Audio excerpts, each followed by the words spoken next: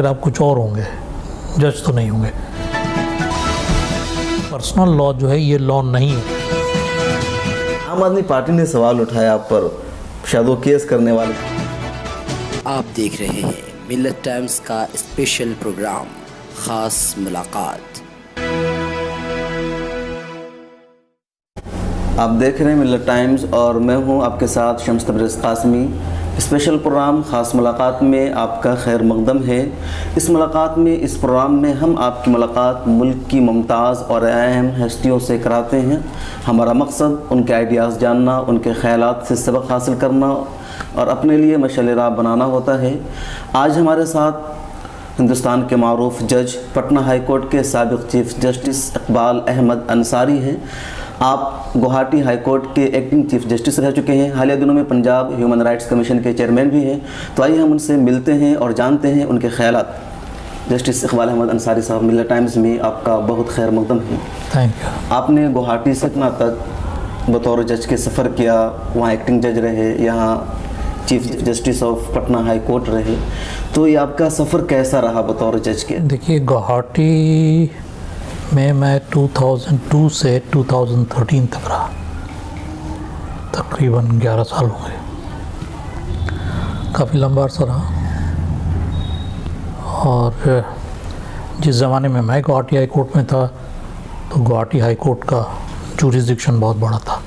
उसमें 7 स्टेट्स आते थे: आसाम, मेघालय, मणिपुर, त्रिपुरा, मिज़ोरम, नागालैंड और अरुणाचल प्रदेश। 7 सिस्टर्स। अब वहाँ जो है 3 इंडिपेंडेंट हाई कोर्ट हो गए हैं, एक मणिपुर का, एक त्रिपुरा का और एक मेघालय का। तो अब तो खैर जुरिसडिक्शन श्रिंक कर गया है, लेकिन वहाँ काम करना जो है काफ़ी चैलेंजिंग सा रहा। वो इसलिए कि वहाँ आपके 7 स्टेट्स जब हैं तो 7 गवर्नमेंट्स होंगे, 7 पॉलिटिकल पार्टीज़ होंगे, फिर अपोजिशन भी होगा। तो उसमें जो है वो थोड़ा सा डिफरेंट माहौल, क्योंकि लैंग्वेज अलग है, कल्चर लोगों का अलग है, खाने पीने का अंदाज़ अलग है, सभी कुछ बदल जाता है। मतलब कंप्लीट चेंज है, आपको एक से दूसरा निकले, बहुत डाइवर्सिटी है। मतलब आपकी गुफ्तगू से मतलब निकलता है कि फ़ैसलों में कहीं ना कहीं हुकूमत भी असरअंदाज होती है। नहीं, ऐसी बात नहीं, फ़ैसलों पे नहीं होती है, लेकिन ये है कि जो बार का कल्चर हम जिसको बोलते हैं ना, तो वकील ऑटोमेटिकली कोई अपने बैकग्राउंड के साथ ही आता है ना कोर्ट में जी। तो उसका बैकग्राउंड जो है उसके बोलने पे रिफ्लेक्ट करता है कि किस बैकग्राउंड से हैं, कहाँ से हैं। एक एसीमीज बोलता है, एक बंगाली बोलता है, एक नागालैंड वाला बोलेगा, एक मणिपुरी बोलेगा, तो सब एक ही अंदाज में नहीं बोलेंगे, हर एक का अपना अंदाज है। इस पर मज़ीद बात करेंगे, लेकिन हम पहले ये जानना चाहेंगे, आप हमारे नाज़रीन को भी बताएं कि आप जज बने कैसे, ये शौक़, ये जज्बा आपको कहाँ से पैदा हुआ? बात दरअसल ये है कि हमारे फादर जो थे वो बैरिस्टर थे। हम लोग एक जगह है तेजपुर, वहाँ से हैं, आसाम में। तो उनके 3 बेटे थे, बेटों में सबसे छोटा मैं ही था। मैं आर्मी में जाना चाहता था। वो इसलिए जाना चाहता था क्योंकि तेजपुर सिंगल टाउनशिप है जो 1962 के चाइनीज़ एग्रेशन में गवर्नमेंट ऑफ इंडिया ने इवाकुएट करवाया था। तो हम लोगों को सबको वहाँ से उठा ले गया था, ठीक है, शिफ्ट करना पड़ा था। तो ये एक वाइट टाउन है,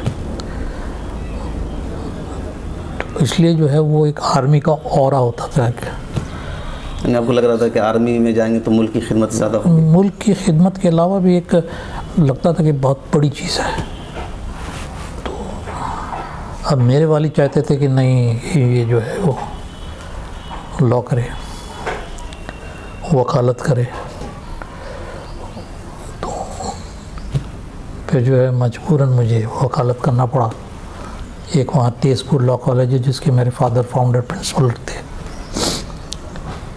उसके बाद जो है वहाँ से लॉ तो मैंने कंप्लीट कर लिया, बड़े घुस जैसे भी हुआ, बहुत रिलक्टेंस के साथ, नहीं चाहते हुए भी। लेकिन मैंने बार में एनरोलमेंट वगैरह नहीं करवाया। फिर जो है वो हमारे वालिद की ज़िद में मैंने बार में एनरोलमेंट भी करवा लिया, फिर भी मैं नहीं गया। मतलब ये कि मैं बहुत कम ऐसे लोग होंगे जो बिल्कुल ही जिनको जाने का कोई यही नहीं था कभी, वो भी चले गए और निकल भी गए वहाँ से। तो मेरी माँ जो है वो बहुत बीमार थी, तो उन्होंने बोला कि एक बार मैं अपनी ज़िंदगी में तुम्हें जो है लॉयर के ड्रेस में देखना चाहती हूँ। तो उनकी तशफ़ी के लिए मैं चला गया, जस्ट ताकि वो सेटिस्फाइड। हाँ, गुवाहाटी हाई कोर्ट में गए थे? नहीं, तेजपुर। अच्छा, तेजपुर कोर्ट। और उसके बाद जर्नी स्टार्ट हो गई। तकरीबन 4-5 हफ्ते में उनका इंतकाल हो गया और 1 साल बाद मेरे वालिद का भी इंतकाल हो गया। तो ये बिल्कुल अकेला सा हो जाता है ना आदमी, तो क्योंकि मेरे ऊपर 2 जिम्मेदारियाँ थी। एक मेरे से छोटी बहन थी, एक मुझसे बड़ी थी। जो मुझसे छोटी थी वो यहीं दिल्ली यूनिवर्सिटी में उस टाइम में पढ़ रही थी, बड़ी वाली जो है वो हमारे साथ रहती थी। तो वो एक पीरियड ऑफ स्ट्रगल काफ़ी हार्ड रहा। आपने बताया कि वालिद साहब भी बैरिस्टर थे और जो तेजपुर कॉलेज है वो आपके वालिद उसके फाउंडर प्रिंसिपल थे। तो आपके वालिद की क्या खिदमत रही या उनके बारे में ज़रा हमें बताइए। उनका हिस्ट्री थोड़ा लंबा है, वो खुद ही एक ज़बरदस्त इंटरव्यू हो जाएगा। इतना तो नहीं बोल सकता, मैं सिर्फ इतना बता सकता हूँ कि हम लोग राजस्थान से निकले थे 1857 में म्यूटिनी के टाइम में। अच्छा, पहले राजस्थान में थे आप? वहाँ से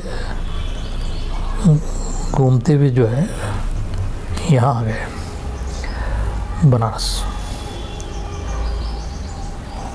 और फिर बनारस से जो है कुछ लोग माइग्रेट करके कलकत्ता चले गए। हम लोगों की कुछ प्रॉपर्टी भी थी वहीं बनारस में, जिसमें मेरे ख्याल में शायद 70s में 71, 72, 73 ऐसा ही होगा, मेरे वालिद ने वक्त कर दिया। तो जब ये लोग कलकत्ता में आए तो वहीं पढ़ाई की। फिर वहीं एक उस ज़माने में, अब भी एक कॉलेज तो वैसे बहुत फेमस कॉलेज हुआ करता था, रेजिडेंसी कॉलेज। तो my father during his time was topper थे वो। उन्होंने ऑनर्स किया था पर्शियन में। उसके बाद वो इंग्लैंड चले गए। आइडिया था कि इंडियन सिविल सर्विस करेंगे इसी चक्कर में, लेकिन वहाँ का माहौल इतना ख़राब था। जैसे आप ट्राम में चढ़ते हैं तो उसमें लिखा होता था कौन सा सीट इंडियन मतलब ब्लैक का है, कौन वाइट का है।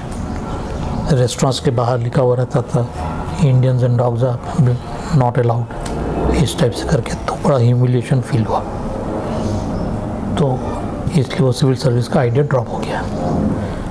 तब उन्होंने मिडिल टेम्पल है वहाँ से बार किया, उन्होंने बार करके यहाँ आए आसाम आए। नहीं, आसाम नहीं, कलकत्ता, क्योंकि कलकत्ता उस टाइम में बहुत इम्पोर्टेंट राजधानी भी वही थी उस वक्त। तो वहाँ प्रैक्टिस करने के, लेकिन उस ज़माने में बैरिस्टर्स बहुत ही कम थे।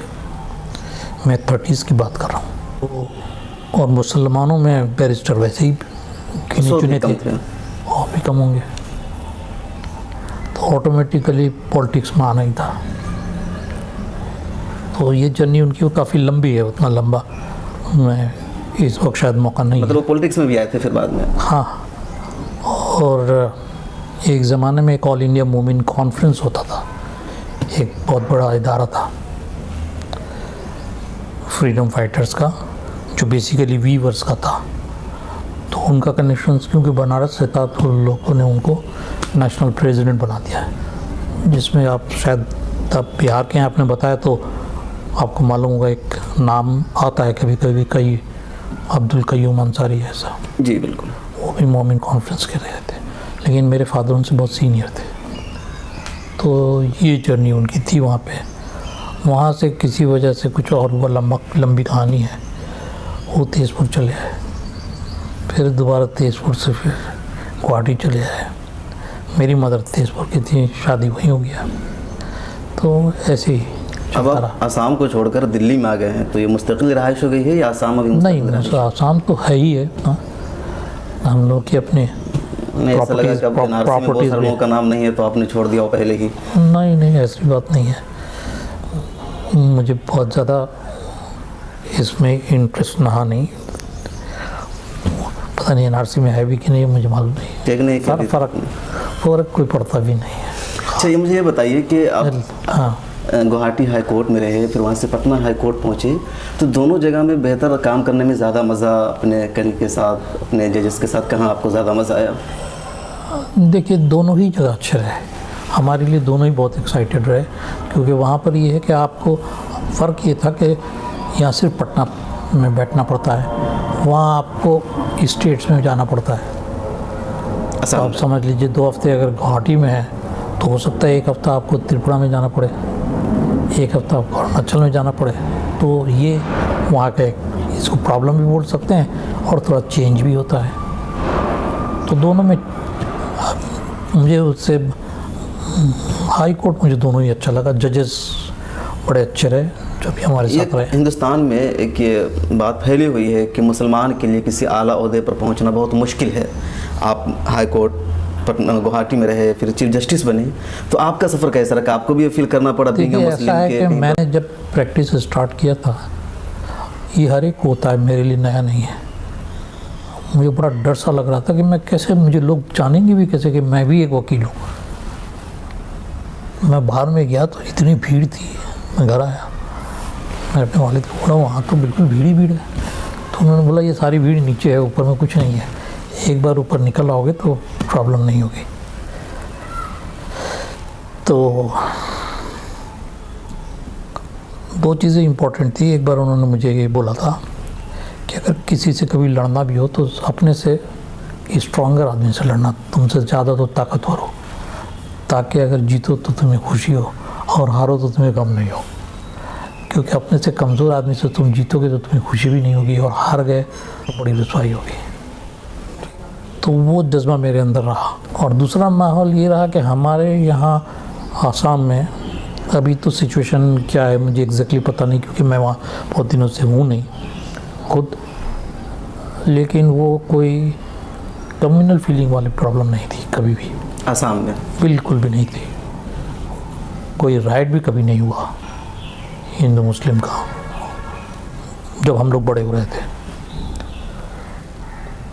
तो उसमें राइट अगर थोड़ा बहुत हुआ भी है तो बंगाली एंड एसमीज के बीच हुआ, हिंदू मुसलमान का कुछ हिंदू मुस्लिम का मसला नहीं रहा? बिल्कुल भी नहीं रहा। और जिस स्कूल में मैं पढ़ा वहाँ भी मेरे साथ जो 2-3 लड़के थे वो सारे नॉन मुस्लिम थे।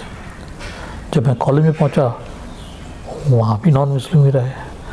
जब मैं लॉ कर रहा था तब भी नॉन मुस्लिम रहे। ये नहीं कि मुसलमानों से मेरे कोई ताल्लुकात नहीं रहे, लेकिन हो सकता है मौका ऐसा ही हो कि जो हमारे क्लासमेट थे, चाहे किसी भी स्कूल में रहे हों, वो ऊपर रहे हों आसाम में, उनमें कोई मुस्लिम नहीं रहा और मुझे बहुत प्यार मिला। और हमारे यहाँ भी उन लोगों को, क्योंकि मेरे वालिद बड़े मतलब जो है वो, मैंने बहुत कम लोगों को देखा है जिनको इस्लाम का पता इतनी अच्छी तरह से है। हालांकि वो हाफिज़ नहीं थे, बट आप किसी कुरान के किसी पोर्शन से उनसे बात कर लें, वो आपको ट्रांसलेशन के साथ आपको बता सकते हैं कि इसका ये मतलब है। तो आपने कहा तो कि इसलिए मुझे जो सिखाया गया उसके हिसाब से ये था कि क्रिएटर तो एक ही है, खालिक सबका एक है, बनाने वाला सबका एक है। तो अगर एक ही है तो उसका कोई धर्म वो पालन कर ले, उससे तुम्हें कोई फ़र्क नहीं पड़ने वाला।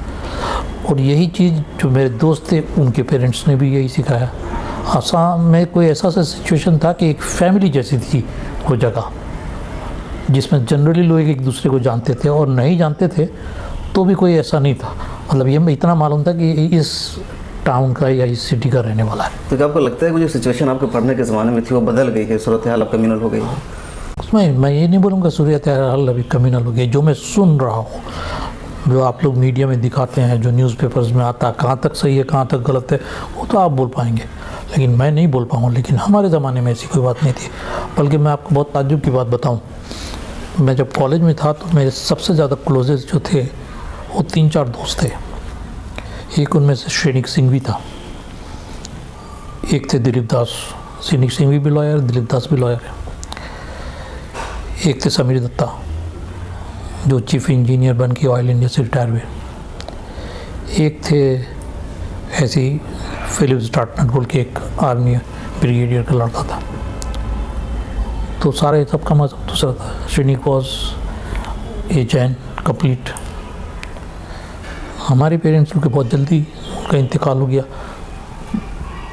तो जो श्रेणिक था उसके फैमिली जो है वो बिल्कुल मुझे अपनी फैमिली जैसा रखते थे। उसके माँ बाप जो थे जो उनको बिल्कुल बेटे जैसा रखते थे। क्योंकि मैं अकेला था, मेरे साथ मेरी एक सिस्टर थी, काम भी ज़्यादा करना पड़ता था, तो लाइफ थोड़ा बहुत ऑर्गेनाइज नहीं था। तो उन्होंने मुझसे पूछा एक दिन, एक बार, तुम नमाज़ पढ़ते हो कि नहीं? उनको बाबा बोलते थे सब, तो मैंने बोला बाबा कोशिश करता हूँ लेकिन रेगुलर नहीं हूँ। उन्होंने बोला नहीं पढ़ो। अब ये सोचिए आप, एक जैन है जो मुसलमान को बोल रहा है कि तुम नमाज पढ़ो। आज ये आपको माहौल मिलेगा कि नहीं मिलेगा मुझे नहीं मालूम, किसी भी शहर में किसी भी जगह। और उसके फिर हफ्ते 10 दिन बाद उन्होंने फिर पूछ लिया मुझसे, तो झूठ उनको नहीं बोल सकता था। मैंने बोला मैं अभी तक ऐसा कोई रेगुलर स्टार्ट नहीं किया। तो उन्होंने मुझे एक बात कही जो मैं आज भी फॉलो करता हूँ। उन्होंने बोला ऐसा है, कम से कम सुबह का नमाज़ पढ़ लो तो लाइफ डिसिप्लिन हो जाएगी। उठोगे, नहाओ धोगे, नमाज़ पढ़ोगे। वो मैंने आदत शुरू कर दिया जो आज भी कंटिन्यू करता है। ठीक है, तो ये आपको कौन सिखा रहा है? एक हिंदू जैन सिखा रहा है ना आपको। तो जब मैं बाहर में गया तो मुझे, क्योंकि मेरे वालिद का अपना एक रेपुटेशन था, उस रेपुटेशन ने मुझे हेल्प किया और मुझे बहुत ज़्यादा मदद किया लोगों ने।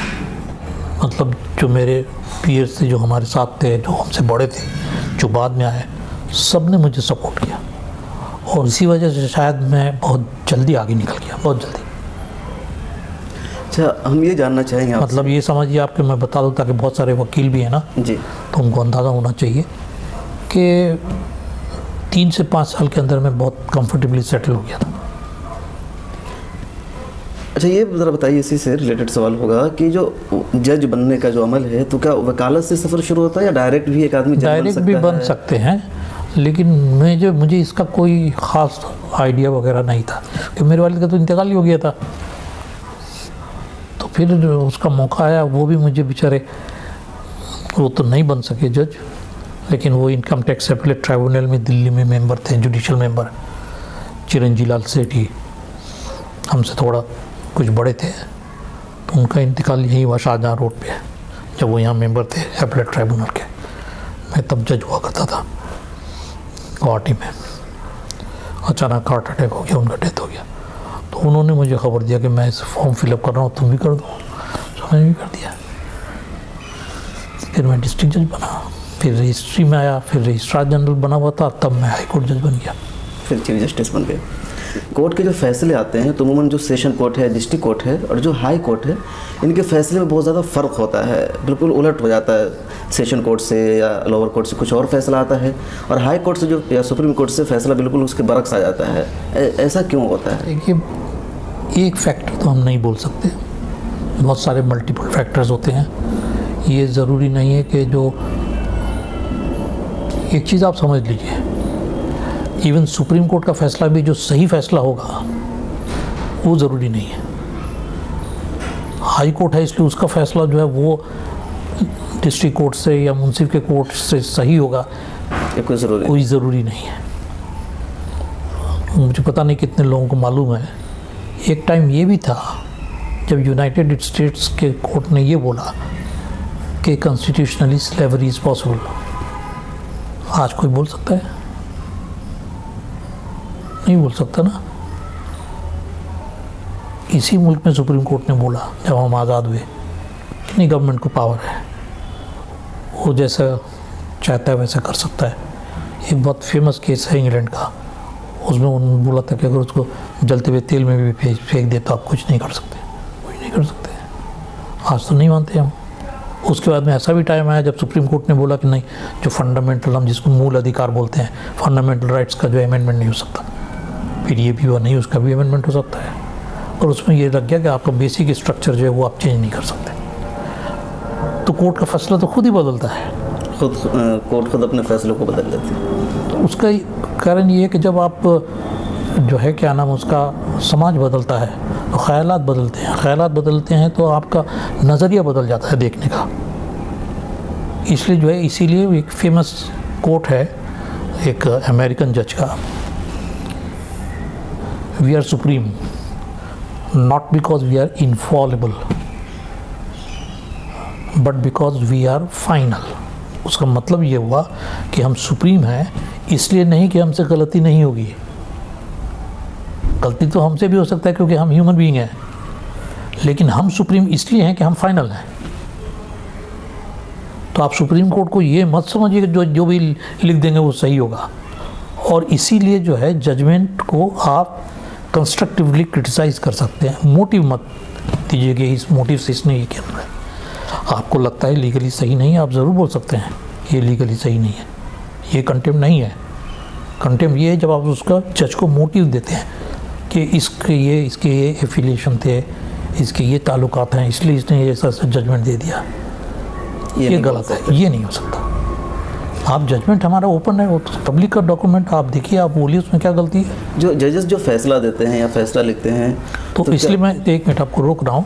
ज़रूरी नहीं है कि जो हाई कोर्ट डिसाइड करता है वो सही होता है, लेकिन क्या है कि आपके ऊपर में जो है जो डिस्ट्रिक्ट जजेस हैं, देखिए बात दरअसल ये है कि आप चाहे किसी भी लेवल पे हों, आपका नॉलेज जो है वो ऐसा होना चाहिए जो सुप्रीम कोर्ट के जज के बार, क्योंकि इंजंक्शन पिटीशन एक यहाँ से चलता है सुप्रीम कोर्ट तक जाता है, इसका मतलब ये थोड़ी कि मैं जो थोड़ा सा नॉलेज होने से हो जाएगा और सुप्रीम कोर्ट जज को ज़्यादा नॉलेज है। आप जिस सब्जेक्ट को डील कर रहे हैं उसमें आपका वही कमांड होना चाहिए जो सुप्रीम कोर्ट के चीफ जस्टिस के ऊपर है, आपके सब्जेक्ट पर। तो आप एक मर्डर केस अगर डिसाइड कर रहे हैं एज ए सेशन जज, तो आपका लेवल ऑफ नॉलेज भी उतना ही होना चाहिए जितना हाई कोर्ट जज का या सुप्रीम कोर्ट के जज का होगा। उसमें अगर कमी रहेगी तब आपको प्रॉब्लम है। कभी कभी ये होता है कि आप जो है, क्योंकि दो चीज़ें हैं ना, एक फैक्ट्स आपके सामने आया, वही फैक्ट्स मेरे सामने आ गया, आप अपने नज़रिए से देखेंगे, मैं अपने नज़रिए से देखूंगा। ये एक तरीका है जो मेरे ख्याल में इसको जो है वो मैंने बहुत बार रेस किया इस बात को, जब मैं सर्विस में था तब भी, जब रिटायर हुआ हूँ तब भी, कि इस एरिया को देखने की ज़रूरत है। मैं आपको एक एग्जांपल दे रहा हूँ ताकि आपको नाजरीन बोलते हैं ना आप, ठीक है, उनको समझ मैं क्या बोलना चाहता हूँ। एक फॉरेन से आई हुई लड़की थी, उसकी दोस्ती एक लड़के से हो गई, ठीक है, दोनों बहुत अच्छे फ्रेंड हो गए, दोनों मिलते भी थे, एक साथ शराब वराब भी पीते थे, कभी किस वगैरह भी कर लिया, ठीक है। एक दिन इनकी फ्लैट में वो आई और रात शाम को आई, रात को देर से ऊपर से नीचे उतरी, उसने वॉचमैन को बोला कि कोई टैक्सी या ऑटो मंगवा दो, उसने ऑटो मंगवा के दे दिया। उस पर उठ के वो पुलिस स्टेशन आई। उस पुलिस स्टेशन में जो है वो उसने बोला कि मुझे उसने रेप किया है, ठीक है। केस रजिस्टर हुआ, पुलिस आई, उसको अरेस्ट किया, मेडिकल किया, वो प्रमाण हुआ कि हाँ इसने इसके साथ रेप नहीं, सेक्स किया। रेप तो दूसरी चीज़ होती है। तो सवाल ये था कि वो कंसेंट से हुआ कि without consent. If it is a sex with consent it is not a rape, but if it is a sex without consent it is a rape, ठीक है। फैसला होता है क्योंकि उसमें यह है कि उस लड़के ने बोला कि उसने माना, हाँ वो तो डिनाई कर नहीं सकता था क्योंकि पर मेडिकली प्रूफ था। उसने बोला सेक्स तो हमारे हुआ, लेकिन इसने जो है उस लड़के मतलब जो है कोई ऐसा कुछ प्रोटेस्ट नहीं किया जिससे लगता है कि इसको बहुत ये था। इसने सिर्फ बोला नो नो नो नो, ठीक है। अब ये नो जो है वो कितना ये करेगा, कहाँ तक जाएगा वो नो। तो हमने ये एक्सरसाइज इंट्रोड्यूस किया जुडिशल एकेडमी में, ठीक है, नेशनल जुडिशल एकेडमी में। और आपको यकीन नहीं होगा, उसमें मेरे ख्याल में 46% जजेस ने जो बोला ये कि ये कन्विक्शन होगा, और 44% जजेस ने बोला कि नहीं ये एक्विटल का केस है। 54%। समझ लीजिए आपने ओपिनियन दिया कि कन्विक्शन होगा, मैंने ओपिनियन दिया कि बरी होगा। आपके कोर्ट में जाएगा वो एक्यूज, तो आप उसको कन्विक्शन देंगे। मेरे कोर्ट में आएगा, मैं मुलायम दिल का आदमी हूँ, मैं उसको एक्विटल दे दूँगा। ऐसा हो सकता है क्या? तो कोई प्रिंसिपल तो डिसाइड करना होगा ना, कोई सिद्धांत जिसको बोलते हैं, कोई उसूल, कुछ तो करना होगा। अगर हम कॉन्स्टिट्यूशन पे विश्वास करते हैं, उस पर यकीन करते हैं, उसको बिलीव करते हैं, तो उसमें तो एम्फेसिस जो है वो लिबर्टी पे दिया है। तो लिबर्टी का मतलब ये हुई कि उसने बोला नो। नो का मतलब है नो। उसने कितने ज़ोर से बोला, कितने हल्के से बोला, उसने आउट ऑफ मॉडेस्टी बोला, जो एक वुमन के अंदर में होता है। लेकिन आपके लिए तो वो नो होना चाहिए,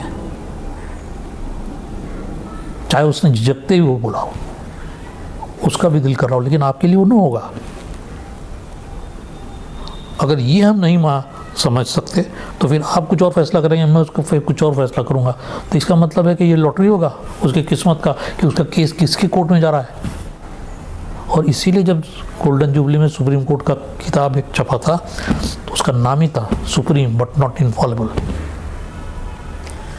जो जजेस फैसला लिखते हैं या फैसला सुनाते हैं, तो क्या वो सिर्फ एविडेंस पे भरोसा करते हैं? जो बाहर एक माहौल बनता है राय आम्मा, उसको भी वो जहन में रखते हैं कि हमारे इस फैसला से मुल्क के माहौल ख़राब हो सकते हैं या एक कम्युनिटी दिल बर्दाश्त होगी? देखिए, ऐसा है कि जजेस को फैसला जो है वो एविडेंस और लॉ की बेसिस पर करना चाहिए। अगर आप बाहर की तरफ देखते हैं, जिसको अंग्रेजी में बोलते हैं looking to the gallery, gallery में लोग बैठते हैं ना इस स्टेडियम में मैच देखने के लिए, आप उधर देख के अगर फैसला करेंगे तो आप जज नहीं हो सकते, फिर आप कुछ और होंगे, जज तो नहीं होंगे। क्योंकि जज को फैसला करना है जो रिकॉर्ड पे है और जो कानून है उसके मुताबिक, उसके कॉन्सिक्वेंसेस क्या होंगे वो जज का काम नहीं है। लेकिन ऐसा हो रहा है, जैसे इलाहाबाद हाई कोर्ट का फैसला आया बाबरी मस्जिद के सिलसिले में। अच्छा, मैंने आपके कुछ इंटरव्यू सुने या आपकी वो यूट्यूब पर मैं देख रहा था, आपने मुस्लिम पर्सनल लॉ में रिफॉर्म की बातचीत की है, तो उस रिफॉर्म से आपके क्या मुराद है या कौन से ऐसे मसाइल हैं जिसमें रिफॉर्म की आप जरूरत महसूस करते हैं? हमें समझना, लॉ जो है ना ये कंडीशन ऑफ सोसाइटी पे डिपेंड करता है। ठीक है, जैसे जैसे समाज बदलता है, शायद माशरा बोलते हैं ना जी, जैसे जैसे वो बदलता है वैसे वैसे कोर्ट का इंटरप्रिटेशन लॉ चेंज होता रहता है। क्योंकि अगर लॉ अगर स्टैटिक होता तो आज भी हमारे पास गुलाम होते, क्यों नहीं है? तो वो तो चेंज होता रहता है। ऐसे बहुत सारे एग्जांपल हैं, क्योंकि ये उर्दू हिंदी का चैनल इसलिए समझाना थोड़ा सा मुश्किल है, लेकिन फिर भी मैं कोशिश करता हूँ आपको। जैसे समझ लीजिए एक ज़माना था, मैं किसी मेडिकल प्रैक्टिशनर या डॉक्टर को बुरा नहीं बोल रहा हूँ, पर लॉ जो है वो एक हकीकत होता है।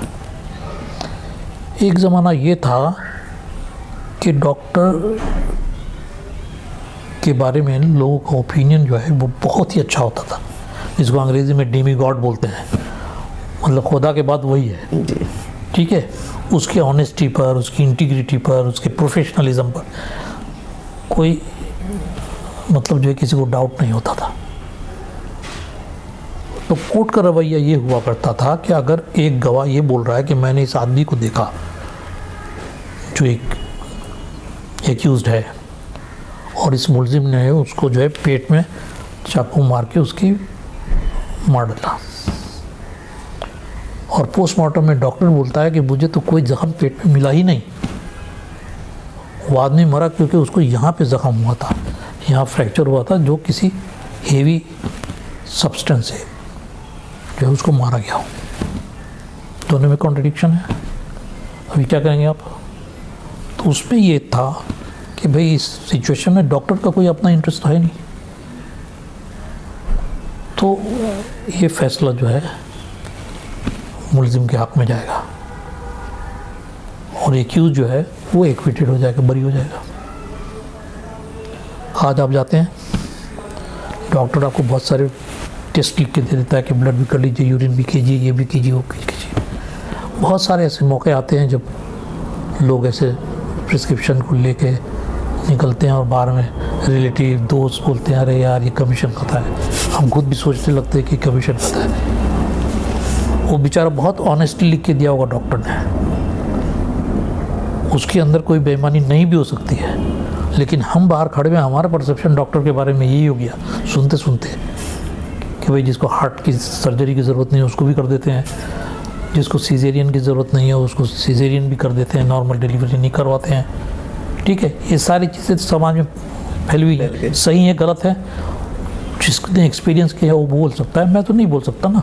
लेकिन मैं भी एक ओपिनियन फॉर्म कर रहा हूँ डॉक्टर्स के बारे में, जो सही भी हो सकता है गलत भी हो सकता है, और मैं उसको देख बोलता हूँ अरे पता नहीं कितना कमीशन ले रहा है। वही डॉक्टर है जिसको एक ज़माने में कोई क्वेश्चन ही नहीं करता था, आज क्वेश्चन करता है। आज हर प्रोफेशनल को क्वेश्चन करता है। आज वकील पे भी लोगों को भरोसा नहीं है, जज पे भरोसा नहीं है, समाज में एक दूसरे के ऊपर में भरोसा नहीं है। तो जब हम समाज में एक दूसरे के ऊपर भरोसा नहीं रखते हैं तो ये कोई बड़ी बात नहीं कि हम डॉक्टर के ऊपर में भरोसा नहीं रखते। तब आप क्या करेंगे? अब जब जो मैंने आपको एग्जांपल दिया उस टाइप के एग्जांपल में सुप्रीम कोर्ट ने बोला नहीं ये गलत है, आप सीधे एक्यूज को बरी नहीं कर सकते।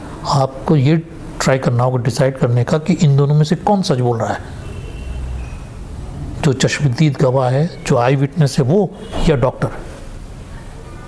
क्योंकि डॉक्टर भी इतना ही झूठ बोल सकता है जितना एक गवाह बोल सकता है। तो उसमें ये हुआ कि अगर आप नहीं फैसला कर सकते हैं कि इनमें से कौन सच बोल रहा है तब तो आपको एक्विटल करना ही है। लेकिन अगर आप ये बोल सकते हैं कि डॉक्टर झूठ बोल रहा है और ये गवाह जो है ये आई विटनेस ये सही बोल रहा है, तो आज का कानून ये है कि आप उस मुलजिम को उस गवाह के एविडेंस के ऊपर में सज़ा दे सकते हैं, चाहे डॉक्टर का ओपिनियन जो हो, डॉक्टर का एविडेंस उस आई विटनेस के एविडेंस के कॉन्ट्ररी हो, ऑपोजिट हो। मैंने तो आपको एग्जांपल दे दिया। उसने बोला उसने पेट में मारा, उसने बोला ना यहाँ पे अगर यही एविडेंस आज के दिन में आ जाए और कोर्ट अगर है उसके पास में वैलिड रीज़न कि मैं इस वजह से इस आई विटनेस को बिलीव करता हूँ, तो सज़ा हो सकती है। कानून तो कुछ बदला नहीं ना, लेकिन क्योंकि हमारे व्यूज़, हमारे आउटलुक, हमारा साइकी बदल गया, हमारा देखने का नज़रिया बदल गया, हमारा ओपिनियन बदल गया, तो लोग खुद ब खुद चेंज हो गया। तो स्टैटिक तो कभी रहा ही नहीं। तो इसलिए जो है वो मुस्लिम पर्सनल लॉ जो है वो आफ्टर ऑल लॉ है।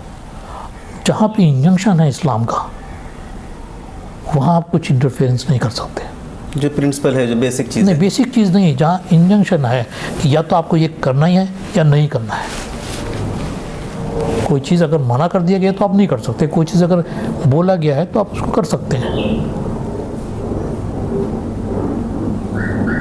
क्योंकि चाहे वो किसी भी इशू पर हो। मैं एक ही एग्जांपल मैं आपको देता हूँ, वो शाहबानो का केस है। शाहबानो के केस में भी उसने तलाक दिया और उसने अपना जो दीन महर था वो महर दे दिया, और जो इद्दत का पीरियड जो है उसके लिए तलाक वो क्या नाम उसका मेंटेनेंस होता है उसने वो दे दिया। शाहबानो जो है कोर्ट में उसने एक एप्लीकेशन फाइल कर दिया, सेक्शन 125 ऑफ CRPC है, ठीक है। उसमें अल्टीमेटली ये ऑर्डर हो गया कि भाई पेमेंट करो, मेंटेनेंस तो तुम्हें देना है। क्योंकि कानून यही है कि जब तक वो डिवोर्सी जो है शादी न कर ले दोबारा, ज़िंदगी भर नहीं करे तो ज़िंदगी भर देते रहो मेंटेनेंस। दूसरा डिनाई करने का ये है कि भाई तुम जो है क्या नाम उसका, अगर वो एडल्ट्री में रहती है तो मत नहीं दे सकते आप, नहीं कोई ज़रूरी नहीं है देना आपको। और एक इम्पॉर्टेंट चीज़ है कि आप केपेबल होना चाहिए। केपेबल का मतलब है कि आपके हाथ पे ठीक हो, मैं इनकम नहीं कर रहा हूँ, मुझे कम इनकम है, ये सब नहीं चलेगा। ये तो शादी करने से पहले सोचना चाहिए। अब ये बात सुप्रीम कोर्ट में गई। सुप्रीम कोर्ट के सामने में ये बहस ये रखी गई कि भाई हमने अपना जो है जो हमको इस्लाम ने बोला है वो हमने हक अदा कर दिया है, ठीक है। उसमें ये है कि भाई इस्लाम में ये भी है कि जो जिनके अंदर में क्या नाम है उसका कॉन्शियस है, ईमान है, ज़मीर है, वो लोग जो है जो विडोज़ हैं, जो डिस्टिट्यूट्स मतलब जिनके पास रहने को खाने को कुछ नहीं है, जो यतीम है, जो बेवा है, उनका प्रोविज़न करें, मतलब उनकी मदद करें, उनकी मदद करें। ठीक है। तो हस्बैंड की तरफ से बोला मेरा तो कोई रिस्पॉन्सिबिलिटी नहीं है, मेरा काम तो सिर्फ इतना ही था, मेहर दे दो, मेंटेनेंस दे दो, ख़त्म हो गया। अब बताइए आप, आज बैतुल माल है तो फिर क्या होगा? वही औरत जिसका जो है तलाक हुआ हो, उसका हस्बैंड उसको पैसे नहीं देता है, वो जाती है अपने भाई के पास, उसकी बीवी भाई की मना कर देती है कि नहीं, या तो तुम्हारी बहन रहेगी यहाँ या मैं रहूँगी। तो मैं हाथ जोड़ लेता हूँ, समझ लीजिए अपनी बहन से। कोई भाई ऐसा भी होगा जोड़ लेगा अपने बहन से कि भाई मुझे माफ़ करो, मैं तुम्हारी मदद नहीं कर सकता। वो इधर उधर जाएगी, उसको नहीं मदद मिला, अब वो बाज़ार में अपनी जिस्म को बेचना शुरू कर दे, तब हमारा ईमान जाग जाएगा, तब इस्लाम ख़तरे में आ जाएगा। फिर हम बोलेंगे ये औरत हमारे मोहल्ले में नहीं रह सकती। अरे उस टाइम में कहाँ थे जब उसको ज़रूरत थी? तब तो तुम्हें इस्लाम के मुताबिक चल रहे थे कि नहीं हमारी जिम्मेदारी नहीं है भाई। आज जिम्मेदारी हो गई। जिस हस्बैंड ने तलाक दिया होगा और जिस हस्बैंड ने पैसे उसको नहीं दिए होंगे मेंटेनेंस के, वो भी बोलेगा कि इसको यहाँ नहीं रहना चाहिए हमारे मोहल्ले में, है ना? क्यों? इस्लाम में ऐसे कहीं कुरान शरीफ में किसी हदीस में ऐसा लिखा है कि जिस शौहर ने अपनी वाइफ को तलाक दे दिया हो और उसके बाद अगर उसको रेगुलर मेंटेनेंस देता है या कोई फाइनेंशियल हेल्प करता है तो वो हराम है, वो गुनाह है, और औरत ले लेती है तो वो गुनाह है कहीं? तो फिर क्यों नहीं चेंज कर सकते? तो समाज की जिम्मेदारी है। अगर समाज नहीं कर रहा है तो समाज को तो चलाना है ना। बिल्कुल, वो बल्कि शरीयत भी कहती है कि क्योंकि आप इस्लामिक स्टेट नहीं है तो अगर घर वाले करें यानी तो समाज करे, घर वाले। इस्लामिक स्टेट है कहाँ पे वर्ल्ड में? मैं नाम बहुत सुनता हूँ इस्लामिक स्टेट। अब कहीं है भी नहीं। एक सवाल आपसे आइन के बारे में करेंगे। आप जज हैं, हिंदुस्तान का जो कॉन्स्टिट्यूशन है तो उसके जो आर्टिकल 14 और 25 है, इनमें बड़ा कभी कभी तजाद नज़र आता है। 14 कहती है कि इक्वालिटी है, बराबरी है मजहबी बुनियाद पर, सिटीजनशिप की बुनियाद पर, और जो 25 है तो उसमें क्या है कि रिलीजन की बुनियाद पर मुकम्मल आज़ादी, आप अपने मजहब पर अमल करें। और 14 की बुनियाद पर कभी कभी कॉमन सिविल कोड लाने का भी शोषा छोड़ा जाता है। नहीं, देखिए वो ऐसा बात नहीं है। आर्टिकल 14 में जो है वो आपको फ्रीडम देता है, इक्वालिटी गारंटी करता है, सही है। लेकिन 25 जो है वो भी आपको अपना फ्रीडम ऑफ कॉन्शियंस देता है। आप जिस रिलीजन पे विश्वास करते हैं आप रिलीजियस प्रैक्टिस कीजिए, प्रोफेस कीजिए, मतलब तबलीग कीजिए, ठीक है। लेकिन उसको subject to social order, morality and क्या नाम है उसका, other provisions of this chapter. मतलब ये है कि ये दूसरे फंडामेंटल राइट्स को जो है ये ओवरराइड नहीं कर रहा है, ये उसके अंडर में आता है। मतलब कोई भी फंडामेंटल राइट अगर हमारे रिलीजन को प्रैक्टिस करने से कोई फंडामेंटल राइट अगर वायलेट होता है तो वो हम नहीं कर सकते। अगर वो सोशल ऑर्डर के अगेंस्ट में है, मतलब जिस टाइप की सोसाइटी है होना चाहिए उसके अगेंस्ट में है तो नहीं हो सकता है। अगर सोशल मोरालिटी के अगेंस्ट में है तो नहीं हो सकता है। अगर हेल्थ के अगेंस्ट में है तो नहीं हो सकता। मतलब ये कि अगर कोई रिलीजियस, और इसी तरह से 26 है।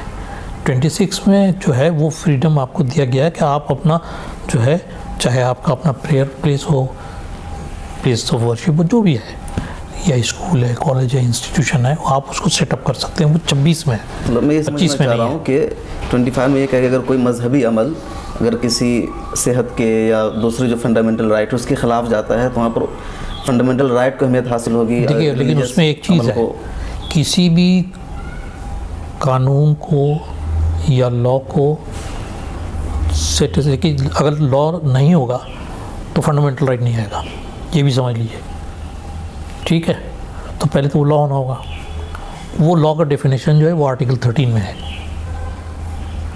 उसमें बॉम्बे हाई कोर्ट का डिवीज़न बेंच का जजमेंट जो शायद छागला साहब का था लिखा हुआ, और सुप्रीम कोर्ट के 2 या 3 जजमेंट हैं जिसमें बोला गया है कि पर्सनल लॉ जो है ये लॉ नहीं है with in the meaning of article 13। आप समझ गए? तो विद द रिजल्ट जो है आपको पर्सनल लॉ को कोई इंटरफेयर नहीं कर सकता है कि ये फंडामेंटल राइट के अगेंस्ट में है। वो गलत तरीका होगा। पर्सनल लॉ की बात कर रहा हूँ मैं, दूसरी लॉ की बात नहीं कर रहा हूँ। लेकिन पर्सनल लॉ को रिफॉर्म जो है वो तो आप खुद कर सकते हैं और करना भी चाहिए। ये कैसे हो सकता है कि जो उस ज़माने में है वही ज़माने में भी रहेगा? हुज़ूर सल्लल्लाहु अलैहि वसल्लम के ज़माने में तो गुलाम थे, खलीफा के ज़माने में भी गुलाम थे, तो गुलाम आज भी रखे हैं। आखिरी सवाल आपसे करेंगे अपने ऑडियंस के लिए कि बहुत से लोग वकील बनना चाहते हैं, लॉ की तालीम हासिल करना चाहते हैं, जज बनना चाहते हैं, लेकिन ये तालीम काफ़ी महंगी है, सस्ती नहीं है। स्कूलिंग तो सस्ती होती है, फ्री में मिल जाती है। तो कैसे पॉसिबल है, क्या रास्ता है, क्या सजेशन होगा आपका उनके लिए? ये सही है कि इवन लॉ करने के लिए, LLB करने के लिए पैसे तो लगते हैं, लेकिन सारे कॉलेजेस बहुत महंगे नहीं हैं। ये दूसरी बात है कि हमको एडमिशन नहीं मिले उनमें। बहुत सारे ऐसे इदारे हैं जहाँ पे आपको मिलते हैं, नहीं है तो बनाने चाहिए। लेकिन इसको क्लोज करने से पहले एक चीज़ बोलना चाहूँगा कि जहाँ तक के यूनिफॉर्म सिविल कोड है, वहाँ ये फैसला पहले करना होगा कि किस चीज़ को आप यूनिफॉर्म करेंगे। जैसे मैं शादी की बात कर रहा हूँ, मुसलमानों में निकाह होता है। निकाह का मतलब ये है कि इजाब व कबूल, हाँ बिल्कुल, प्रपोजल है और उसका एक्सेप्टेंस है। अगर वो एक कॉन्ट्रैक्ट के तौर पर, अगर वो लड़की ना बोल देती तो नहीं होगा, मतलब कंसेंट दोनों को देना होगा, ठीक है। हिंदू में वो जो है वो बहुत सारे तरीके थे, लेकिन अब हिंदू लॉ जो है उसके मुताबिक वो सतपति बोलते हैं, वो 7 फेरे लेने पड़ते हैं। अगर आप यूनिफॉर्म सिविल कोड करें तो कौन सा होगा? न मुसलमान उसको मानेंगे, न हिंदू वो बोलेंगे हाँ ठीक है हमने एक्सेप्ट कर लिया और हो गया, नहीं हुआ। फिर तो क्रिश्चियन इसलिए ये पहले ये होना होगा कि भाई यूनिफॉर्म सिविल कोड जो है वो किस किस चीज़ में आएगा, किस किस एरिया में आएगा, वो रिसर्च होना चाहिए। ये थोड़ी कि यूनिफॉर्म सिविल कोड चाहिए कि नहीं चाहिए। आप वो जगह तो दिखाइए पहले जहाँ पे यूनिफॉर्मिटी लाया जा सकता है, एक होया जा सकता है, वहाँ लाइए ना पहले, वो चीज़ें दिखाइए। आज तक तो किसी ने नहीं दिखाया। जो बोल रहे हैं नहीं होना चाहिए और जो बोलते हैं होना चाहिए, दोनों में से कोई नहीं दिखा रहा है। क्यों नहीं दिखा रहा है? आपके बारे में एक सवाल था कि आप पंजाब ह्यूमन राइट्स कमीशन के चेयरमैन बने हैं। आम आदमी पार्टी ने सवाल उठाया आप पर, शायद वो केस करने वाले भी थे, केस हुआ नहीं हुआ, क्या मामला है?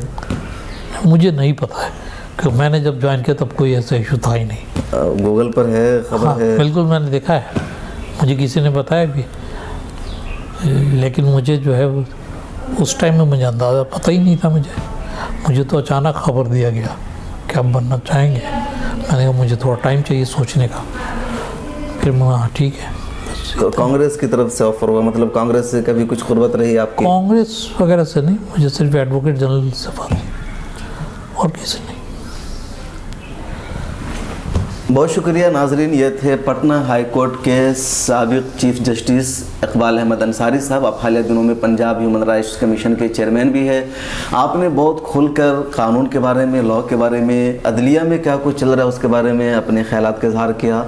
मुस्लिम पर्सनल लॉ और मुस्लिम इश्यूज़ पर भी आपने खुलकर बात की कि रिफॉर्म्स की ज़रूरत है, जो चीज़ें आज के माशरा में उस पर होनी चाहिए। आपकी जो जर्नी है, मतलब आपके वालिद साहब बैरिस्टर रह चुके, तो काफ़ी इंटरेस्टिंग जर्नी है, और इस इंटरव्यू को, इस प्रोग्राम को सुनने के बाद आपको बहुत कुछ मिलेगा, बहुत कुछ तजर्बा होगा, आपको कामयाबी की सिमत तय करने में मदद मिलेगी। तो हमारी आपसे ये गुजारिश होगी कि अगर आप हमें YouTube पर देख रहे हैं तो चैनल को सब्सक्राइब कीजिए, और Facebook पर देख रहे हैं तो पेज को लाइक कीजिए, ज़्यादा से ज़्यादा लोगों तक इसे शेयर कीजिए। आइंदा हफ्ता फिर मुलाकात होगी एक नए मेहमान के साथ। अपना ख्याल रखिए। खुदा हाफिज़। बहुत शुक्रिया। बहुत बहुत शुक्रिया आपका। फ़ोटो ले लिया। ये प्रोग्राम देखने के लिए आपका शुक्रिया। मिल्लत टाइम्स की मज़ीद वीडियोस देखने के लिए यहाँ क्लिक करके सब्सक्राइब करें और बेल आइकन को ज़रूर दबाएं, ताकि आपको हमारी हर वीडियो का नोटिफिकेशन मिल सके। फेसबुक पर मिल्लत टाइम्स का पेज लाइक करें, ट्विटर और दीगर सोशल अकाउंट को फॉलो करें। मुल्की व आलमी हालात पर ताज़ा तरीन न्यूज़ और तज्ज़िया पढ़ने के लिए कहीं भी कभी भी लॉग ऑन करें www.millettimes.com उर्दू, इंग्लिश, हिंदी तीनों ज़बानों में मौजूद है ये वेबसाइट। सरकारी, सियासी दबाव और कॉरपोरेट से आज़ाद ईमानदाराना सहाफ़त को फ़रोग़ देने में आप हमें अपना ताउन पेश करें। तफ़सीलात डिस्क्रिप्शन में है।